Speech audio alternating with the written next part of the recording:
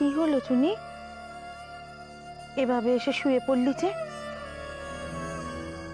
বুঝেছি, শরীর আর টানছে না, তাই না? শরীরেরই বা কি দোষ বল? এত অত্যাচার কি সইতে পারে? না মাসি, আমি ঠিক আছি। তুমি আমায় নিয়ে এত ভেবো না। আজ তোমার সাথে শোয়ার খুব ইচ্ছে করছিল, তাই এলো। ওর দিকে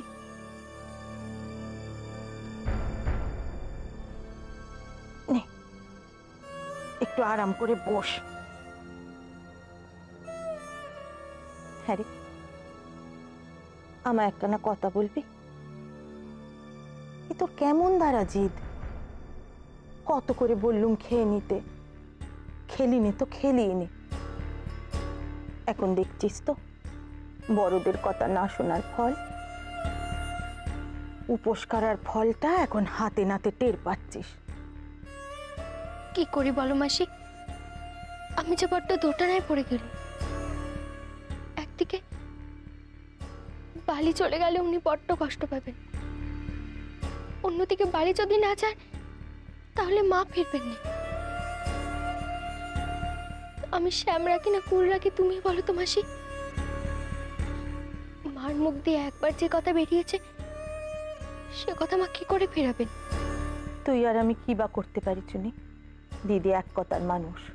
দিদি যে জিদ ধরেছেন সে জিদ থেকে উনি এক পাও নড়বেন না, আমি জানি।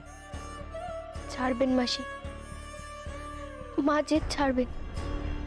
উনি যদি একবারটি শুধু জানতে পারেন যে আমি ওনার জন্য উপস্থিত আছি, তাহলে উনি সব মান অভিমান ভুলে গিয়ে ফিরে আসবেন মাসি। আমার জন্য উনি ওনার সব জেদ ছেড়ে চলে আসবেন। এমনটা যদি সত্যি ঘটে মাসি, তাহলে তো শ্যামও রইল আর খুলও রইল, তাই না মাসি? থাক চুনি, ওদের আর আশকারা দিয়ে মাথায় তুলতে হবে না। কি করি বলো তো মাসি? উনি আমার মুখ কালো করে আমার চোখের সামনে দিয়ে ঘুরে বেড়াচ্ছেন, এসে আমি সহ্য করতে পারছি না। তুই আর নিজেকে নিংড়ে দে, কত যন্ত্রণা সইবি বল দেখি? আর কত ভাববি এ সংসারের জন্য?